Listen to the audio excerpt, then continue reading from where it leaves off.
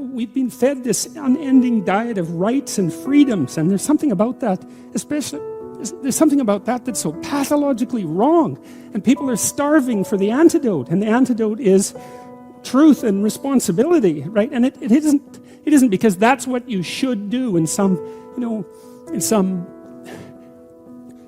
I know better or someone knows better for you what you should do sense. That's the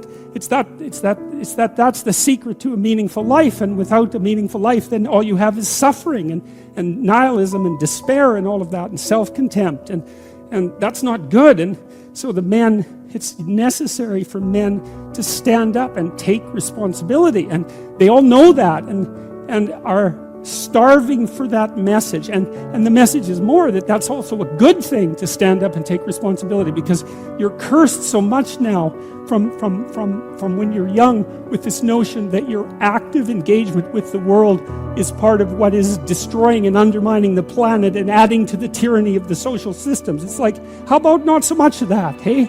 Because it's too soul deadening. It's anti-human right to the core. And my sense instead is that, if you were able to reveal the best of yourself to you in the world, that you would be an overwhelming force for good, and that whatever errors might be made along the way would wash out in the works. And that's the other thing that you see in the Abrahamic stories, because Abraham is not a perfect person by any stretch of the imagination. He's a real person, and he makes mistakes, but it doesn't matter. The overarching narrative is, maintain your covenant with God, and despite your inadequacies, then not only will you prevail, but your descendants will prevail. It's like, great, that's really good news, So it's been really something to see that in this story.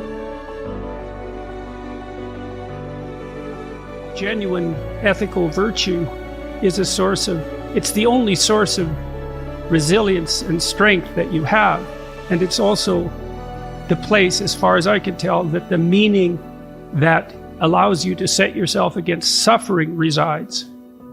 People talk about life and its meaning, and they say, well, life is meaningless, but people never mean that, because if you're in pain or you're terrified, you're overwhelmed with meaning. It's just not the kind of meaning you want. And it's not a reality you can talk yourself out of easily. And that's particularly true of pain, but it can also be true of anxiety. And so the question is there a reliable source of meaning that you can set against that? And what's its nature, if so? And so here's a way of conceptualizing it to some degree. So I'm currently in a rather remote location in Northern Ontario. And one of the advantages to being here is that I can go out on my dock at night and I can look up and see the night sky. And when you see the night sky, when it's pitch black, you are face to face with something as near to the infinite as we can face in a prosaic day-to-day setting. And so there's an experience that goes along with that, and the experience is one of awe and wonder. And awe is a very interesting emotion.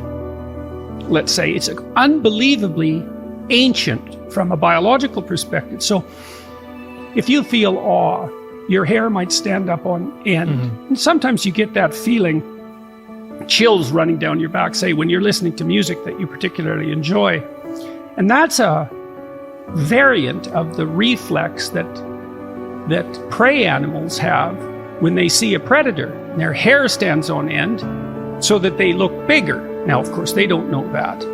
So part of that feeling of awe is tied to our ancient mammalian heritage. It's a variation of the response we had to a predator. We're in the face of we're facing something much greater than ourselves. Mm-hmm. And so, but there's more to it if you think it through, because when you face the night sky, for example, or you confront something that fills you with wonder and awe, there's also a call to action that's sort of implicit in it. And maybe you think, well, the wolf is calling to the rabbit to be better at defending itself in some sense, to be a better rabbit, because otherwise, man, you're going to be eaten by the wolf. And when you look up to the night sky and you feel awe, there's a call there. It's part of that experience. to imitate that great thing that you perceive. Now you might say, well, how can you imitate the infinite cosmos as well? Obviously, that's a very complicated question, but you're a very complicated thing. And God only knows what it means for you to imitate the infinite when you apprehend it. I mean, in some sense, that's the fundamental question of life, is how do we adapt ourselves to the infinite complexity that surrounds us? What must we become? Well, you don't merely think that through. And I mean, you don't, I don't, human beings in general don't. We puzzle it out, and we use all sorts of information to do that. And some of these more primordial experiences that are outside the domain of strict rationality nonetheless point us in an ethical direction. And the ethic would be, you should and could be more than you are. Well, then the question is, how do you bring that to earth? How does that look when you try to embody it day to day? Mm-hmm. Well, I would say these are obviously not my ideas. They're very old ideas. Well, maybe you ally yourself with truth to the degree that you can. Maybe you pursue beauty. Maybe you pursue the love that attaches you appropriately to other people, etc., etc. And you do that because, well, I think you do it because life is very, very difficult. Gray developed a theory of emotion that's predicated on the idea that most of your emotions are experienced in relationship to a goal. Okay. And so you establish a goal, then movement towards that goal, or evidence that you could move towards that goal, makes you happy, produces positive emotion, whereas evidence that the goal is invalid or that you're blocked in some way produces negative emotion. Mm-hmm. So you lay this map on the world. It always has a destination point in mind. There's always a destination point implicit in it or explicit in it.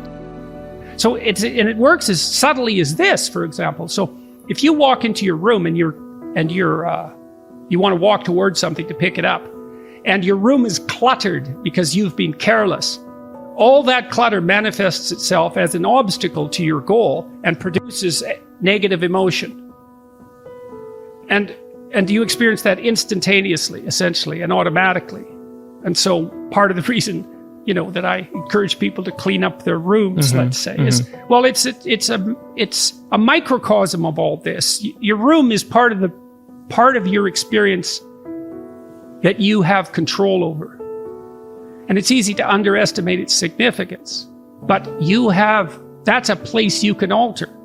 You can set it up for whatever it is that you're doing. Well, what are you doing? Well, that's the first question you have to ask yourself if you're going to set up your room. It's not trivial. It's hard.